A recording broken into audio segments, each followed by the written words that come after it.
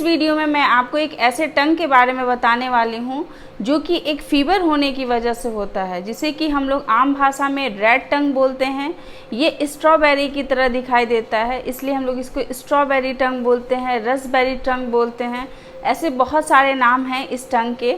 तो इसको पूरा देखिएगा अंत तक, क्योंकि ये जो है वो अक्सर बच्चों में दिखाई देता है, जो यंग एज के बच्चे होते हैं। टंग का जो कलर है वो रेड होने के साथ साथ और भी बहुत सारे सिम्टम्स हैं जो दिखाई देते हैं, जो कि आपको ये वीडियो पूरा देखने के बाद पता चल जाएगा। और इसमें किस तरीके से ट्रीटमेंट किया जाता है, ट्रीटमेंट की कितनी आवश्यकता होती है, ये सारा चीज़ डिटेल्स में इस वीडियो में बताई हूँ।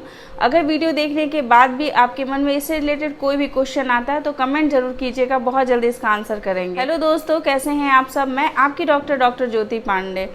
एक फीवर होता है जिसे कि हम लोग स्कारलेट फीवर कहते हैं। ये फीवर जो है वो अक्सर एक बैक्टीरिया है स्ट्रेप्टोकोकाई ए, उसकी वजह से होता है। ये बैक्टीरिया अगर आपकी बॉडी में किसी भी कारण से इंसर्ट करता है तो 3 से 4 दिनों के बाद वो अपने सिम्टम्स जो हैं वो धीरे धीरे दिखाना शुरू करता है।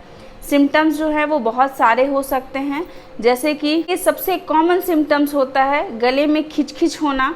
हमेशा जब भी आप बात करेंगे तो इस तरीके से आप अपने गले को क्लीन करने की कोशिश करेंगे, सोचेंगे कि आपका आवाज़ जो है वो बहुत अच्छे से आए, बट इन केस नहीं आता है तो आवाज़ होती है वो थोड़ी थोड़ी चेंज हो जाती है। आपके जो गले के टॉन्सिल्स होते हैं, उन टॉन्सिल्स के अगल बगल वाले जो पार्ट्स होते हैं वहाँ पे आपको वाइट कलर के कुछ घाव जैसे दिखेंगे, या फिर बोल सकते हैं कि एक छोटे छोटे दाने जैसे दिखाई देंगे। आपका जो जीभ है वो वाइट और रेड के कॉम्बिनेशन में हो सकता है। मेनली जो आपके फिलीफॉर्म पेपिला होते हैं, जो आपके टेस्ट बड होते हैं जीभ के, वो बहुत ज़्यादा उभर करके दिखाई देने लगते हैं। इसीलिए पूरा जीभ जो है वो रेड कलर का दिखाई देगा, और उसके ऊपर छोटे छोटे दाने जो हैं वो वाइट कलर के दिखाई दे सकते हैं, जिसे कि हम लोग पेपिला बोलते हैं। और किसी किसी लोग में पूरा का पूरा जीभ ही रेड कलर का दिखाई देता है, और उसमें जो पेपिला होते हैं वो भी रेड कलर के दिखाई देते हैं। और ऐसा लगता है जैसे कि स्ट्रॉबेरी के जो ऊपर की संरचना होती है, जो स्ट्रक्चर होती है, कहीं पे डिप्रेशन, कहीं पे उभार, से उसी तरीके का आपका टंग जो है वो दिखाई देता है। टंग को अगर आप टच करते हैं तो आपको सैंड पेपर जैसी जो फीलिंग होती है वैसा दिखाई देगी। जो सैंड पेपर को हम लोग जो है वो पॉलिशिंग को स्मूथ करने के लिए करते हैं, या कोई भी रफ एंड पार्ट को क्लीन करने के लिए जो किया जाता है, स्मूथ करने के लिए किया जाता है, वैसे ही सैंड पेपर की तरह आपका जीभ जो है वो आपको फील होता है। और इसके बाद अगर आप देखेंगे तो आपकी बॉडी पे कई तरह के रैसेस हो सकते हैं, छोटे छोटे से रेड कलर के रैसेस जो हैं वो पूरी बॉडी में दिखाई देंगे। स्कारलेट जो फीवर होती है, ये जो जिस भी बैक्टीरिया से होती है, उस बैक्टीरिया को कंट्रोल कर पाना ये आपके हाथ में नहीं है, इसलिए प्रिकॉशन जो है वो थोड़ा सा मुश्किल है। बट हाँ, इसके प्रिकॉशन में सिर्फ आप इतना कर सकते हैं कि अपने बच्चे की इम्यूनिटी को बहुत ज़्यादा इंक्रीज़ कीजिए, उसको अच्छा हेल्दी रिच डाइट दीजिए, उसको डेली जो है वो अच्छा ड्रिंक दीजिए। ज़्यादा से ज़्यादा पानी जो है बहुत ज़्यादा इम्पॉर्टेंट होता है, क्योंकि बहुत केसेस ऐसी होती हैं जिसमें अगर आप बहुत ज़्यादा पानी इनटेक करते हैं तो आपके बॉडी पे जितने भी टॉक्सिन्स रिलीज होते हैं, वो टॉक्सिन्स जो होते हैं वो आपके बॉडी से फ्लश आउट हो जाते हैं। तो ये बहुत ज़्यादा इम्पॉर्टेंट होता है इस केसेस में। जब भी स्कारलेट फीवर के लक्षण अगर दिखाई देते हैं तो उसमें बहुत जो है हाई टेम्परेचर में फीवर होता है शुरुआत में, उसके बाद ये नॉर्मल भी हो सकता है। तो स्टार्टिंग में जो फीवर है वो 102 डिग्री सेल्सियस ऐसे जो है वो हाई ग्रेड टाइप का फीवर जो है वो महसूस होता है।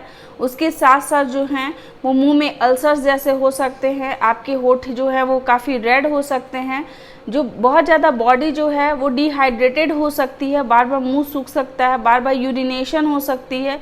ऐसे बहुत सारे लक्षण जो है वो इस स्कारलेट फीवर में दिखाई देते हैं। और ख़ास बात ये होती है कि जब भी स्कारलेट फीवर के लक्षण दिखाई देते हैं तो बॉडी में कहीं ना आपको छोटे छोटे से पैप्यूल्स दिखाई दे सकते हैं, रैसेस दिखाई दे सकती है जिसमें कि इचीनेस होती है, और आपके उसके साथ साथ थ्रोट इन्फेक्शन बहुत ज़्यादा इम्पॉर्टेंट होता है।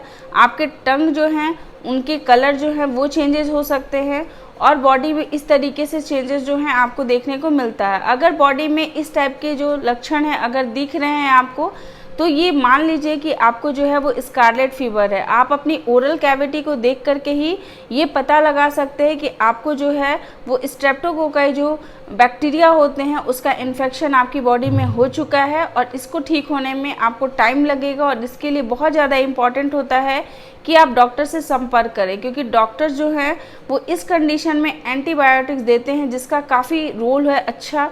अगर आप इसको समय पे एंटीबायोटिक्स के डोजेस को शुरू नहीं करते हैं तो हो सकता है कि ये जो है वो सीवियर कंडीशन में पहुंच जाए। अर्थराइटिस हो सकती है, मतलब बॉडी में बहुत ज़्यादा पेन हो सकता है और आपकी बॉडी में रैसेस जो हैं वो बहुत ज़्यादा हो सकते हैं।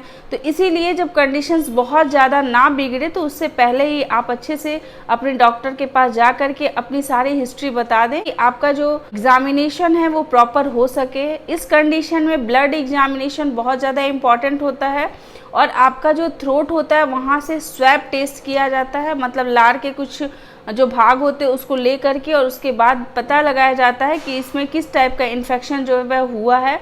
लेकिन जब तक आपका ये टेस्ट का रिपोर्ट आता है उससे पहले आपके डॉक्टर जो है वो एंटीबायोटिक्स के डोजेस को स्टार्ट कर देते हैं। मेनली जो है वो पेनिसिलिन से जो एंटीबायोटिक्स होते हैं उनका इस्तेमाल किया जाता है।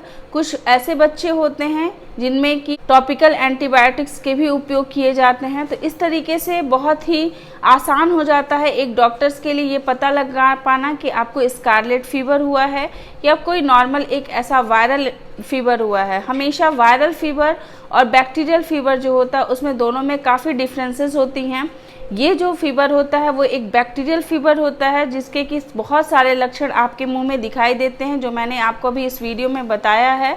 तो अगर आपके कोई भी बच्चे हैं जो स्कूल जाते हैं और उनमें ऐसे कोई लक्षण अगर आपको दिखाई देते हैं तो ज़रूरत है कि आप अपने फिजिशियन के पास जाएं, उनका प्रॉपर एग्जामिनेशन करें, उनका ट्रीटमेंट कराएं, क्योंकि प्रिकॉशन जो है वो पॉसिबल नहीं होने पाता है। बैक्टीरियल इन्फेक्शन है इसलिए ये बहुत ज़्यादा कॉन्टेजिनस नहीं होता है, टेंशन लेने की बात नहीं होती है, लेकिन हाँ इसको आपको ट्रीटमेंट कराने की आवश्यकता होती है। तो आई होप कि आपको ये वीडियो है वो समझ में आ गया होगा, अच्छा लगा होगा तो इसे लाइक ज़रूर कीजिएगा और ऐसे फैमिली के साथ, ऐसे फ्रेंड के साथ शेयर ज़रूर कीजिएगा जिन लोगों को इस वीडियो की आवश्यकता होगी। आपके साथ हर छोटे से छोटे इन्फॉर्मेशन को शेयर करते रहेंगे, लाते रहेंगे नए नए वीडियो। तब तक के लिए अपना ख्याल रखिएगा, अपने आसपास के लोगों का ध्यान रखिएगा। Take care, bye bye.